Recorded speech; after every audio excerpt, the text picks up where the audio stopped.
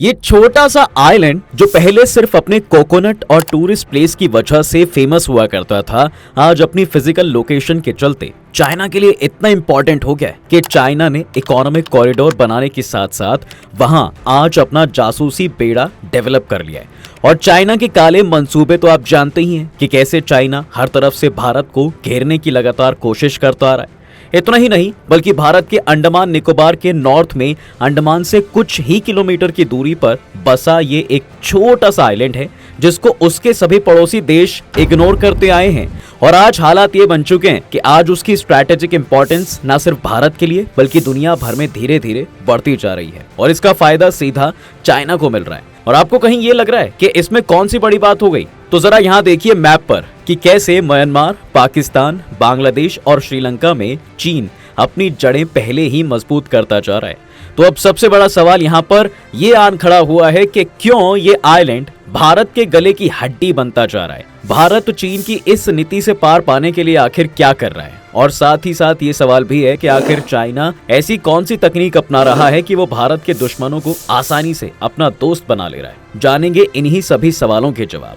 देखिए, बात आज सारी दुनिया जानती है कि भारत की लगातार डेवलपमेंट ने उसके बड़े बड़े दुश्मन देशों की नींद उड़ा दी है। और इस लिस्ट में जो देश सबसे ऊपर आता है वो कोई और नहीं बल्कि चाइना है, जो खुद तो अपने देश के अंदर चल रही एक्टिविटीज और डेवलपमेंट्स को सीक्रेट बनाए रखने के लिए अपने देश के ही लोगों को मुजरिम डिक्लेयर करके जेल में डाल देता है। चीन अपनी हरकतों से कभी बाज नहीं आता है। वो कभी अपनी खुफिया एप्लीकेशंस के जरिए तो कभी अपने खुफिया गुब्बारों की मदद से हमेशा ही दूसरे देशों पर नजर बनाए रखने जैसी घटिया हरकत करता रहता है। वो कहते हैं ना कि खुद की तरक्की पर कम ध्यान दो लेकिन अपने कॉम्पिटिटर पर नजर बना कर रखो। कुछ ऐसी ही तरह की पॉलिसी चाइना पिछले कई सालों से अपना रहा है। और ऐसी ही एक हैरान कर देने वाली खबर पिछले साल भी सामने आई थी। तो हुआ कुछ यूं था कि म्यांमार के एक आइलैंड के बारे में ब्रिटेन की एक एजेंसी के सैटेलाइट्स के थ्रू ऐसी फोटोज निकलकर सामने आई थी जिसमें साफ देखा जा सकता था कि म्यांमार के अंडर आने वाले कोको आइलैंड पर एक रनवे और एक नेवी बेस डेवलप किया गया। अब आप सोच रहे होंगे कि भला रनवे डेवलप करने से भारत को क्या ही खतरा। तो दोस्तों, आपकी जानकारी के लिए बता दें कि म्यांमार के इकोनॉमिक कंडीशंस कुछ खास नहीं है और वहां अभी मिलिट्री रूल लागू हुआ है। तो ऐसे हालातों में म्यांमार खुद तो एक नया नेवल बेस डेवलप करेगा नहीं। कुल मिलाकर ऐसे में सिर्फ चाइना ही अपने किसी मकसद को पूरा करने के लिए म्यांमार में ऐसी डेवलपमेंट कर सकता है। और यहीं से उठकर आता है एक बड़ा सवाल कि भाई चाइना म्यांमार में कुछ भी बनाए, भला उससे भारत को क्या नुकसान और क्या फायदा। तो इस सवाल का जवाब जानने से पहले आपके लिए जरूरी हो जाता है कि आप इस आइलैंड की ज्योग्राफिकल लोकेशन को समझें और थोड़ा इसके इतिहास को भी जान लें। तो आपको अंडमान निकोबार के बारे में तो पता ही होगा, जो कि बहुत सारे आइलैंड्स का एक समूह है और कभी उन्हीं में से एक द्वीप हुआ करता था, कोको आइलैंड, जो पहले अंडमान का ही हिस्सा था। 19वीं सदी की बात है, जब अंग्रेजों ने अंडमान में कॉलोनी को स्टैब्लिश करना शुरू किया तो वहां पहले प्रिजनर्स को कैद करके रखा जाता था और इन सभी प्रिजनर्स के लिए खाने पीने का सामान कोको आइलैंड से आया करता था। अब जैसा कि हमने आपको वीडियो की शुरुआत में बताया था कि ये आइलैंड कोकोनट के लिए काफी फेमस हुआ करता था और इसका नाम भी इसी वजह से कोको पड़ा। जमींदारी सिस्टम की तरह अंग्रेजों ने बर्मा में उस समय मौजूद जादवेट परिवार को कोको आइलैंड लीज पर दे दिया। 1882 आते आते ये आइलैंड ब्रिटिश बर्मा का हिस्सा बन गया। इसके बाद 1937 का समय आता है जब बर्मा अंग्रेजों से मुक्त हो गया। कोको इस समय एक इंडिपेंडेंट आइलैंड की तरह रहा।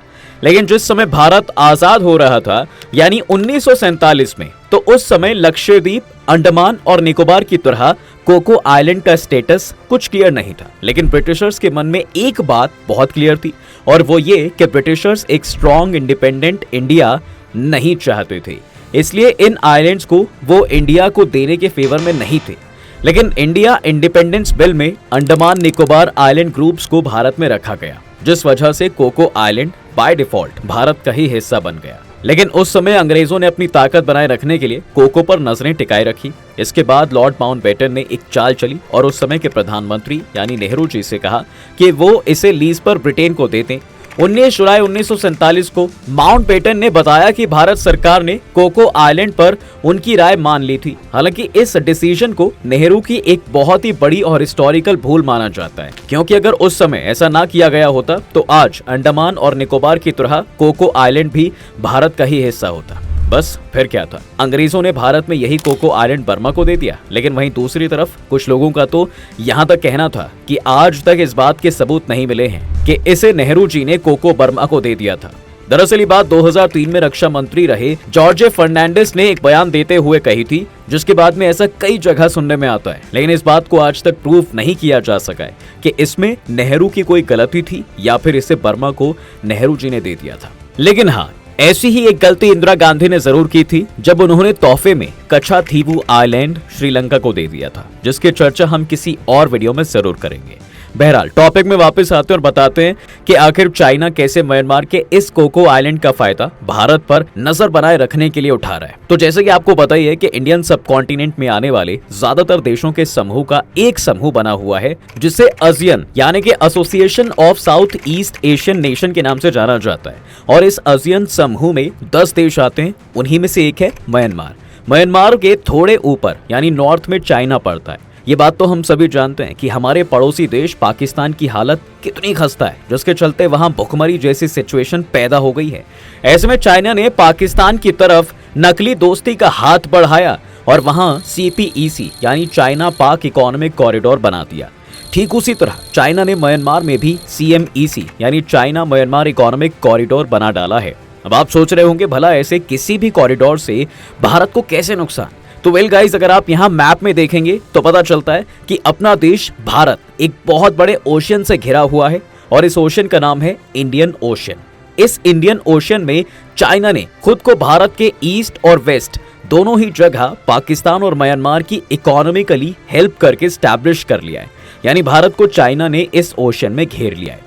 और इसका सबसे बड़ा एग्जाम्पल दिखा था पिछले साल की शुरुआत में, जहां एक खबर आई थी कि निकोबार में इंडिया एक एयरबेस बना रहा है। तो शायद इस बात की खबर लगते ही चाइना तुरंत चौकन्ना हो गया और उसके तुरंत बाद ये खबर आई कि चाइना ने म्यांमार के इस आइलैंड पर एक जासूसी बेड़ा बना डाला है। और इस बात के सबूत ब्रिटेन की एक कंपनी द्वारा पब्लिश की गई तस्वीरों में साफ देखे जा सकते हैं कि कैसे इस आइलैंड पर म्यांमार ने रनवे और मिलिट्री इंफ्रास्ट्रक्चर तैयार कर लिया है। हालांकि भले ही ऐसा बताया जाए कि इसे म्यांमार ने बनाया है, लेकिन जिस तरह के पॉलिटिकल हालात म्यांमार में हैं और जिस तरह की इकोनॉमिक क्राइसिस म्यांमार इस टाइम झेल रहा है, उससे ये बात तो काफी साफ हो जाती है कि वो खुद ये सब नहीं कर सकता भाई। जैसा कि हमने आपको वीडियो में ऊपर भी बताया था कि कैसे साधारण सा दिखने वाला ये आइलैंड एक स्ट्रॉन्ग फिजिकल लोकेशन पर है, जिसके चलते ये एक स्ट्रेटेजिक इंपॉर्टेंस रखता है, जो भारत के इंडियन ओशियन में होने वाली एक्टिविटीज पर नजर रखने में मदद कर सकती है। आइए अब जरा आपको बताते हैं कि आज के समय में कोको आइलैंड का स्ट्रेटेजिक इंपॉर्टेंस इतना ज्यादा क्यों बताया जा रहा है। तो आपको बता दें कि इस आइलैंड की हेल्प से कोई भी देश सीधे सीधे भारत, श्रीलंका, बांग्लादेश, म्यांमार और सबसे इंपॉर्टेंट स्ट्रेट ऑफ मलक्का द्वारा किए जाने वाले ट्रेड पर कंट्रोल स्टैब्लिश कर सकते हैं। आप सोच रहे होंगे कि जब कोको आइलैंड म्यांमार का हिस्सा है तो भाई भला यहाँ चाइना तो कैसे अपना मिलिटराइजेशन कर सकता है। तो हम आपको बता दें कि म्यांमार में काफी लंबे समय से उठापटक चलती आई है, जिसके चलते वहां आए दिन स्टेट के अंदर मिलिट्री सड़कों पर उतर आती है और काफी अनस्टेबिलिटी का माहौल बना रहता है। ऐसे में अमेरिका ने एक के बाद एक कई सैंक्शंस म्यांमार पर लगाए हैं। अब ऐसे में उसकी मदद कौन कर सकता था? तो यहाँ भी चाइना ने इस मौके का सही फायदा उठाया और म्यांमार को फाइनेंशियल मदद देना शुरू कर दिया, जिसके चलते आज म्यांमार की इकोनॉमी में चाइना का 40% हिस्सा है और आज म्यांमार के हालात भी कुछ कुछ पाकिस्तान जैसे ही हैं, क्योंकि उस पर कर्जा बढ़ता जा रहा है। इसका सबसे बड़ा कारण यही है कि उस पर एक के बाद एक अमेरिका ने कई सैंक्शंस लगा डाले, जिससे बचने के लिए वो चाइना की गोद में जा बैठा। हालांकि इंडिया कभी भी म्यांमार को लेकर उसकी राजनीतिक उठापटक में घुसने की कोशिश नहीं करता है, बल्कि इंडिया खुद इंडियन म्यांमार को लेकर एक प्रोजेक्ट लाया था जिसका नाम कालादान था।